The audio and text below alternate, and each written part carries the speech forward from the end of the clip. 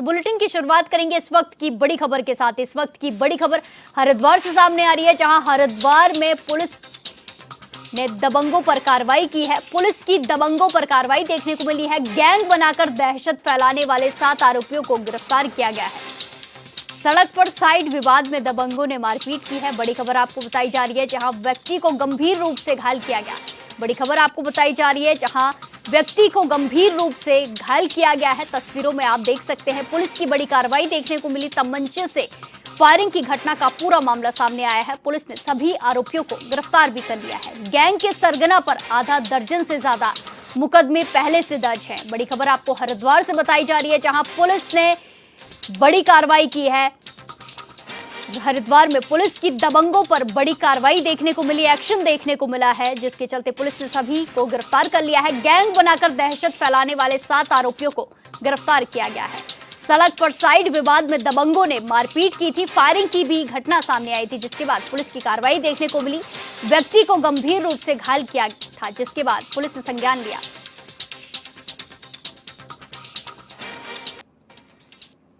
इसी के साथ खबर विस्तार से। मुख्यमंत्री पुष्कर सिंह धामी दिल्ली दौरे पर हैं, जहां से उन्होंने वीडियो कॉन्फ्रेंसिंग के माध्यम से मां नंदा देवी राजजात यात्रा को लेकर अधिकारियों संग चर्चा की है। सीएम ने अधिकारियों से यात्रा को लेकर अब तक की गई तैयारियों का फीडबैक लिया और जरूरी दिशा निर्देश दिए। आपको बता दें कि 2026 में प्रस्तावित नंदा राजजात यात्रा को लोक उत्सव के रूप में मनाया जाएगा।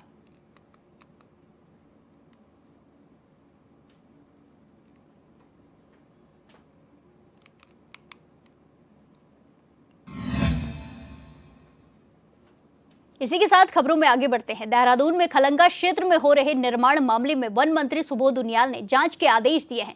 मामले की वन विभाग और जिला प्रशासन दोनों जांच करेंगे। निर्माण काम से वहां पर 22 वृक्षों को नुकसान पहुंचने का आरोप है। सूचना मिलने पर खलंगा विकास समिति के सदस्य और अन्य पर्यावरण प्रेमियों ने विरोध प्रदर्शन किया। उन्होंने इसे अवैध निर्माण के साथ पर्यावरण को नुकसान पहुंचाने वाला एक प्रयास बताया है।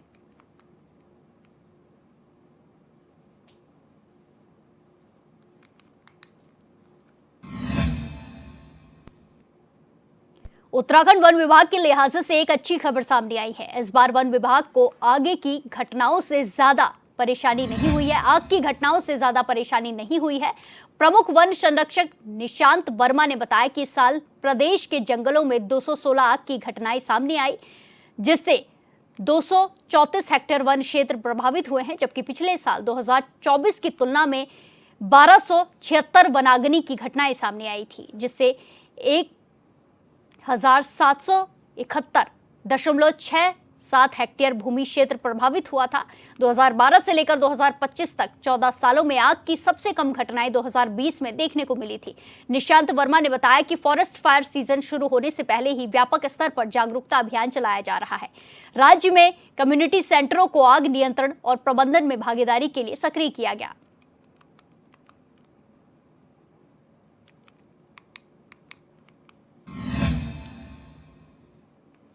इसी के साथ खबर देहरादून से है, जहां जिलाधिकारी सवीन बंसल और उनकी कोर टीम के प्रयासों से 14 मुकबधीर अनाथ बालिकाओं को अब उनका नया आशियाना मिल गया है। अब इन बच्चों को सत्यसाई आश्रम से राफेल होम संस्था में शिफ्ट किया गया है। आपको बता दें कि सत्यसाई आश्रम अपने निजी और आर्थिक कारणों से बंद हो रहा है और बच्चों को संस्था में रखने को असमर्थ था। वहीं डीएम ने समाज कल्याण अधिकारी और जिला प्रोबेशन अधिकारी को अधिकारियों का पाठ पढ़ाते हुए कहा कि महज हस्ताक्षर संस्तुति देने तक ही सीमित न रहें, अपने अधिकारियों को पहचानें। उन्होंने कड़े शब्दों में कहा कि दिव्यांग असहायों का शोषण और अधिकारों का हनन बर्दाश्त नहीं किया जाएगा। ऐसा करने वाले के खिलाफ सख्त एक्शन लिया जाएगा।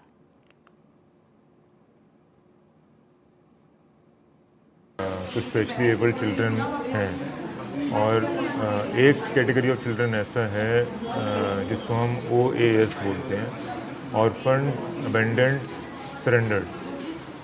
मीन्स ये बच्चे दिव्यांग भी हैं, मानसिक रूप से दिव्यांग भी हैं और ऑर्फन भी हैं, इनके पेरेंट्स भी नहीं हैं। सो और ये सारी बालिकाएं हैं। सो जिस संस्था में इनको अभी तक आश्रय दिया जा रहा था, ट्रेनिंग दी जा रही थी, इनका स्टे इंश्योर किया जा रहा था, वो संस्था बंद होने जा रही है। केदार वैली में रविवार को हुई हेली दुर्घटना में वेदर फोरकास्ट की पूरी तरह अनदेखी की गई। दरअसल मौसम विज्ञान केंद्र के निदेशक विक्रम सिंह के अनुसार रविवार के लिए पहले से ही येलो अलर्ट जारी किया गया था और अलर्ट के अकॉर्डिंग ही सुबह से वेदर एक्टिविटी नजर आने लगी थी। इसके अलावा केदार वैली में भी सुबह से क्लाउड बनने लगे थे। हालांकि मौसम विज्ञान केंद्र के निदेशक विक्रम सिंह ने कहा है कि दुर्घटना का असली कारण क्या है, ये तो जांच के बाद ही स्पष्ट हो पाएगा।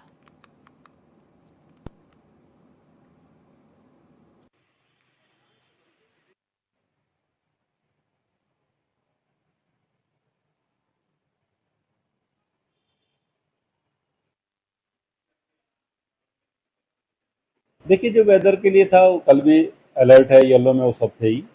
और साथ में आप देखेंगे जो सुबह से ही एक्टिविटी शुरू हुई थी और क्लाउड जो है सुबह से ही जो है वहाँ के लिए भी दिख रहे थे क्लाउडिंग। बहुत ज़्यादा क्लाउडिंग हालांकि अंदर वहाँ नहीं थी, लेकिन फिर भी जो क्लाउड है, लो क्लाउड्स है, वो सब थे जो है। ठीक है, तो हो सकता है वो जो चीज़ें रही हैं वहाँ पे विजिबिलिटी की वजह से या कोई विंड वगैरह स्ट्रॉन्ग रही है जिससे कि जो है बैलेंस में दिक्कत हुई हो, तो वी कैन नॉट से कि मतलब उसमें जब इन्वेस्टिगेशन होगा तो एग्जैक्ट चीज़ पता लगेगी किस वजह से ये चीज़ हो पाई है या हुई है, तो वो चीज़ रहेगी। बाकी ये है कि जो वहाँ पे एक अरेंजमेंट जो प्रॉपर है उसमें हो, तो उसके लिए देखना चाहिए। बीजेपी सरकार में महिलाओं के प्रति बढ़ते अपराध की घटनाओं को लेकर जहां बेटी बचाओ अभियान के तहत कांग्रेस महिला मोर्चा धरना कर रही है, वहीं बीजेपी उनके प्रदर्शन पर सवाल उठा रही है। ऐसे में बीजेपी प्रदेश प्रवक्ता विपिन कैंथोला का कहना है कि धरना प्रदर्शन करना कांग्रेस की आदत बन गई है, उनके पास कोई मुद्दा नहीं बचा है। उन्होंने कांग्रेस के कार्यकाल में हुए हल्द्वानी दुष्कर्म की याद दिलाते हुए कहा कि एक हफ्ते तक कांग्रेस के कान पर जू तक नहीं रहेंगी। जब कार्यक्रम में सीएम के काफिले का जनता ने घेराव किया तब जाकर उस पर कार्रवाई की गई, लेकिन बीजेपी सरकार में सख्त कार्रवाई की जा रही है।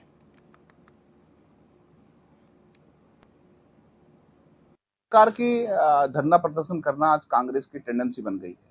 कांग्रेस पार्टी के पास कोई मुद्दा नहीं बचा है। कांग्रेस पार्टी के नेताओं के पास कोई इस प्रकार का कोई जन मुद्दा नहीं है कि जो वो सरकार को घेर सके, तो इस प्रकार की चीजें करती रहती है।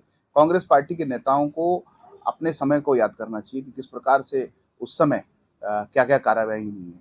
मैं आपको कुछ याद दिला दूं, आपके माध्यम से कांग्रेस के नेताओं को याद दिला दूं कि नन्ही परी जो हल्द्वानी की थी, नन्ही परी कि जिन लोगों ने उसके साथ दुष्कर्म किया, जिन लोगों ने दोषियों ने जिस प्रकार से उसके साथ घटना की, एक हफ्ते तक कांग्रेस की सरकार के, कांग्रेस के मुखिया के कान पर जूं तक नहीं रहेंगे।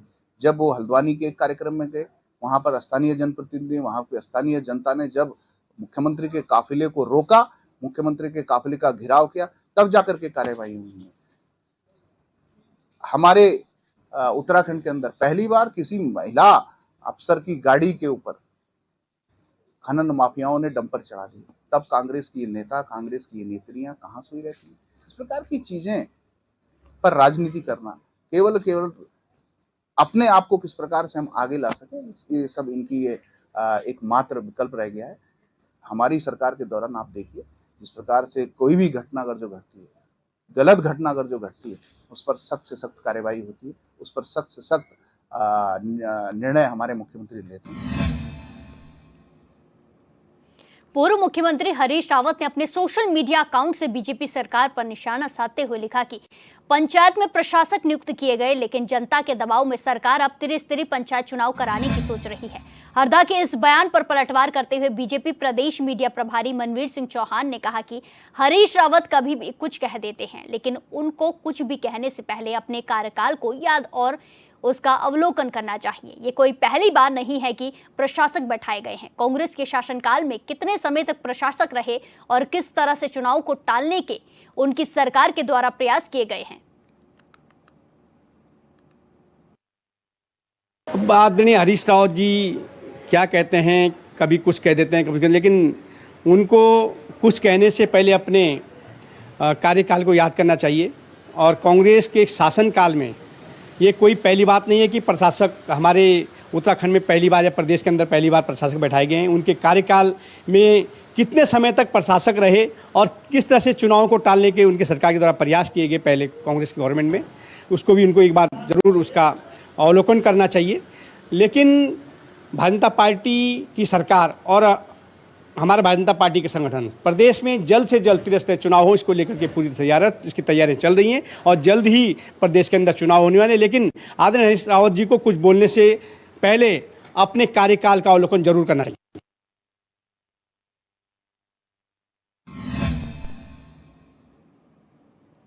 रुड़की विधायक प्रदीप बत्रा ने कांवड़ यात्रा को लेकर बड़ा सुझाव दिया है। बत्रा ने कहा कि हरियाणा, दिल्ली और पंजाब से आने वाले शिव भक्तों की भारी भीड़ को देखते हुए कांवड़ यात्रा के लिए एक ही रूट और एक समान व्यवस्था तय होनी चाहिए। विधायक का कहना है कि यात्रा के दौरान दिल्ली हरिद्वार नेशनल हाईवे और कांवड़ पटरी दोनों से कांवड़िए गुजरते हैं, जिससे स्थानीय लोगों को खासी दिक्कतों का सामना करना पड़ता है। प्रदीप बत्रा का कहना है कि मुख्यमंत्री पुष्कर सिंह धामी के साथ होने वाली बैठक में वो ये प्रस्ताव रखेंगे कि सभी कांवड़ियों के लिए एक ही मार्ग तय किया जाए, ताकि पुलिस प्रशासन को व्यवस्थाएं संभालने में आसानी हो।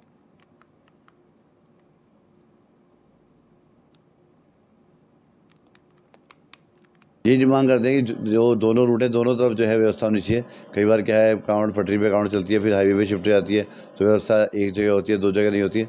अगर कांवड़ दो जगह चले, दोनों जगह व्यवस्था हो, नहीं तो कांवड़ केवल हाईवे पे चले, एक ही जगह व्यवस्था हो। तो इस तरह की बैठक अभी होनी है माननीय मुख्यमंत्री के साथ CCR टावर में, तो उसमें हम ये प्रस्ताव रखेंगे कांवड़ के लिए एक ही रूट तय करा जाए जो लगातार चले और सारी व्यवस्थाएं एक ही रूट पर करी जाए। अब वक्त एक छोटे से ब्रेक का, फिर लौटेंगे कुछ खबरों के साथ। बने रहिए हमारे साथ।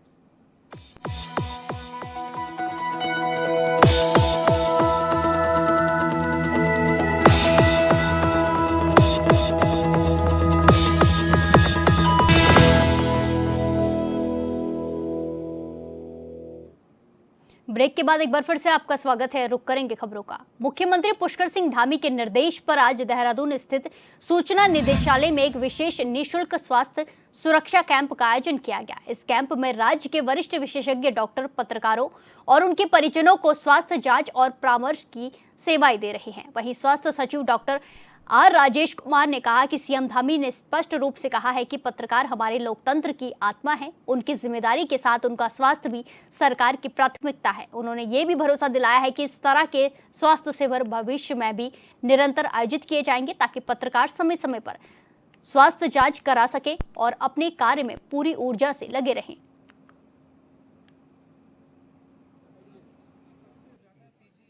स्वास्थ्य की जांच हो और अगर कोई परेशानी आती है तो उसका भी जो सरकारी नीति है उसके तहत निःशुल्क उपचार की व्यवस्था हो। और स्वास्थ्य विभाग के सहयोग से हम लोगों ने आज एक कैंप आयोजित किया और आपने देखा सचिव स्वास्थ्य स्वयं यहाँ आए हुए हैं, तो मैं उनका भी आभार व्यक्त करता हूँ और स्वास्थ्य विभाग का भी आभार व्यक्त करता हूँ कि उन्होंने सहयोग किया और सभी के जो उत्तम स्वास्थ्य उसकी कामना करता हूँ। और सचिव स्वास्थ्य ने भी निर्देशित किया है अपने विभाग को कि अगर जाँच में किसी की कोई कमी पाई जाती है तो उसका भी फॉलोअप किया जाए और उसका उपचार कंटिन्यूसली करके उनको ठीक किया जाए। देखिए, माननीय मुख्यमंत्री जी के निर्देशों के क्रम में स्वास्थ्य विभाग और सूचना विभाग के सौजन्य से आज ये हेल्थ कैंप ऑर्गेनाइज किया जा रहा है। और इसमें मैं ये कहूँगा कि एक 360 डिग्री हेल्थ कैंप है, क्योंकि इसमें जितनी भी स्पेशलिटीज़ हैं और सुपर स्पेशलिटीज़ हैं, जैसे ऑर्थो है, न्यूरो है, कार्डियोलॉजी है, डर्मेटोलॉजी है, और सभी फील्ड्स के जो डॉक्टर्स हैं, स्पेशलिस्ट और सुपर स्पेशलिस्ट यहाँ पे उपस्थित हैं। लगभग 20 हमारे डॉक्टर्स दून मेडिकल कॉलेज से और बाकी मेडिकल कॉलेज से यहाँ पे उपस्थित हैं। फार्मासिस्ट भी उपस्थित हैं जो यहाँ पे दवाइयों का डिस्पेंसिंग कर रहे हैं, और नर्सेस भी हैं। और मैं ये सोचता हूँ कि देखिए, इस प्रकार के जो कैंप्स हैं वो रेगुलरली होने चाहिए। जो जर्नलिज्म है फोर्थ पिलर कहा जाता है, और जर्नलिस्ट हमारे जो है स्वस्थ रहेंगे तो मेरे ख्याल से जो न्यूज़ का जो आउटपुट और आउटकम है वो भी और जो है हेल्दी होगा, ये मैं मानता हूँ। इसके लिए मैं बंशीधर तिवारी जी को भी बधाई और शुभकामनाएं देता हूँ कि यहाँ पे इतनी अच्छी गैदरिंग इन्होंने कराई। बताया जा रहा है कि लगभग 75 लोगों ने अपना स्वास्थ्य परीक्षण यहाँ पे कर लिया है।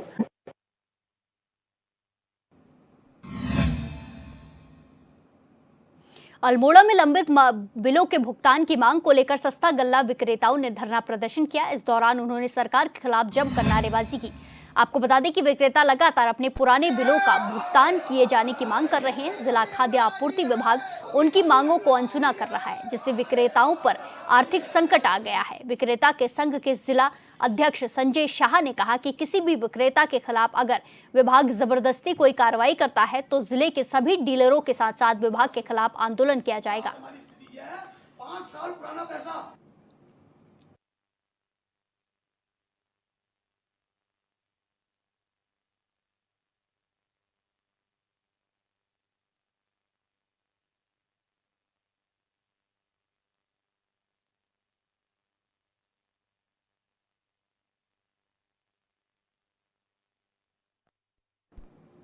इसी के साथ खबरों में आगे बढ़ते हैं। रुड़की के मंगलौर क्षेत्र के ठसका गांव निवासी तरुण सैनी ने देहरादून स्थित आईएमए में आयोजित पासिंग आउट परेड के बाद लेफ्टिनेंट का पद हासिल किया है। तरुण सैनी की इस उपलब्धि पर न केवल उनके माता पिता खुश हैं, बल्कि पूरे क्षेत्र में खुशी की लहर देखने को मिल रही है। वहीं जब लेफ्टिनेंट तरुण सैनी अपने पैतृक गांव ठसका पहुंचे तो ग्रामीण वासियों ने फूल मालाओं, ढोल नगाड़ों और भारत माता की जय के नारों के साथ उनका भव्य स्वागत किया।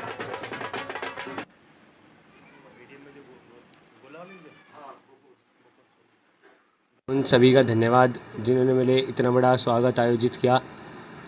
कोई भी मतलब जो तैयारी करता है कहीं भी जाने की, किसी भी एग्ज़ाम की, या फिर उसमें आफ्टर उसमें सक्सेस होके वो पास आउट होके भी आता है, या फिर कहीं से भी वो बन के आता है, वो कभी अपनी लाइफ में ऐसे इमेजिन नहीं करता कि इतने सारे लोग उसके लिए इकट्ठे होंगे, अपनी कीमती समय देंगे, क्योंकि आजकल सबकी ज़िंदगी में अपने अपना कुछ ना कुछ चल रहा है।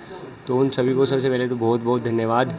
और वो एक तरीके से वो मेरे लिए भी एक बहुत बड़ा मोटिवेशन है, क्योंकि क्या होता है कि जब इतने सारे लोग आते हैं कि खुद के मन में भी रहता है कि अभी तो मेरी जर्नी स्टार्ट हुई है कि मैं आफ्टर ट्रेनिंग आया हूँ, तो मेरे को भी लगेगा कि जब मैं गया था पास आउट हो गया, मेरे को भी अभी फ़ौज में बहुत आगे जाना है, बहुत लोगों का नेतृत्व करना है। तो मेरे दिमाग में हमेशा रहेगा कि इतने सारे लोग आए थे, तो मैं कभी भी अपने पैर फिर पीछे नहीं हटाऊँगा। कोई भी चैलेंज आएगा मेरे आगे, कोई मुसीबत आएगी, इन सब का मेरे दिमाग में ज़रूर आएगा कि हाँ इतने लोग आए थे, इतने लोगों ने मेरा स्वागत किया था, तो बिल्कुल भी किसी भी काम से पीछे नहीं हटना है और आगे बढ़ते रहना है। फिर तो ये फीलिंग हुई थी मैं जब इतने सारे लोगों को देखा था कि भाई अभी तो शुरुआत है, अभी तो और बढ़ना है, क्योंकि इतने सारे लोगों का आशीर्वाद और विश्वास साथ है। सब गौरव का एक पल है, सभी लोगों का आशीर्वाद मिला होता गांव का। कभी कोई भी ऐसा नहीं लगा कि किसी ने आशीर्वाद ना दिया हो। बहुत अच्छा लगा, इसने गांव का, पूरे गांव का गौरव से सीना छोटा कर दिया। सभी गाँववासी खुश है, उसके स्वागत में आए हुए हैं और पूरे क्षेत्र का बहुत गौरव महसूस करते हैं सभी।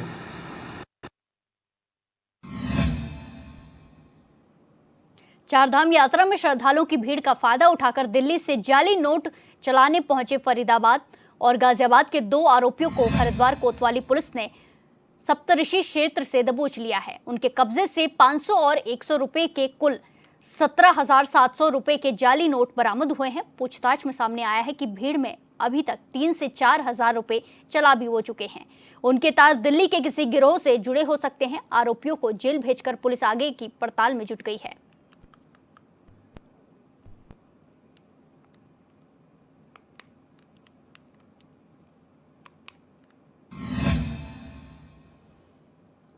इसी के साथ खबरों में आगे बढ़ते हैं। रुड़की के मंगलौर की लिबरहेड़ी सहकारी गन्ना विकास समिति के डेलीगेट्स के चुनाव को लेकर काफी गहमागहमी नजर आ रही है।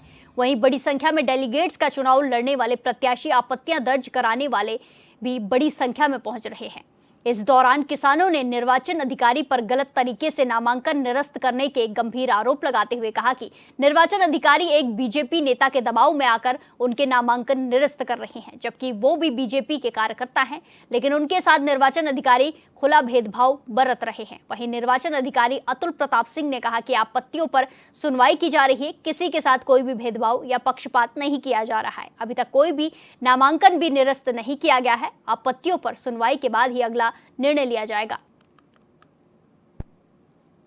देखिए, नाम किसी का भी लेना, अब नाम कोई किसी का भी ले सकता है। हम तो खुद जानना चाहते हैं कि वो आदमी कौन है, वो शख्स कौन है जो इनकी भावनाओं से सभी के खेल रहा है। चुनाव निष्पक्ष करे। चुनाव का मतलब ये है, गन्ना समिति के चुनाव का, किसानों का चुनाव है।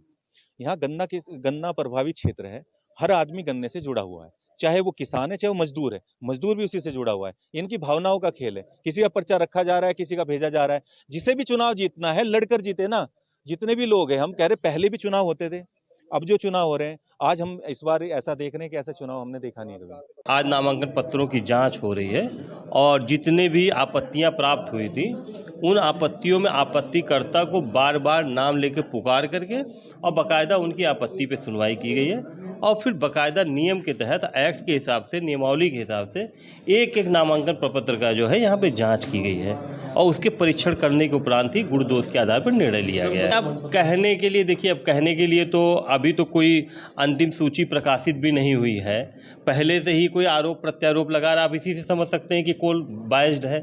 ठीक है, तो ये लोकतंत्र है, लोग आरोप प्रत्यारोप हम हरदम देखते ही रहते हैं कि जो लोगों को लगता है कि हमसे कोई गलती है या कमी है तो वो पहले से आरोप भी लगाना शुरू कर देते हैं। तो अभी हाँ, पूर्णतः एकदम पारदर्शी तरीके से प्रशासन की तरफ से, पूर्णतः जो है जिला मजिस्ट्रेट के महोदय की तरफ से जो निर्देश हैं आयोग उसके प्राधिकरण की तरफ से, और बाकायदा उसकी वीडियो रिकॉर्डिंग भी हो रही है। यहाँ सीसीटीवी कैमरा भी लगा हुआ है, कहीं कोई ऐसा कुछ नहीं है। पूरे पारदर्शी तरीके से पूरा निष्पक्ष निर्वाचन कराया जा रहा है। इस बुलेटिन में फिलहाल के लिए इतना ही। बाकी तमाम खबरों के लिए देखते रहिए HNN 24/7। नमस्कार।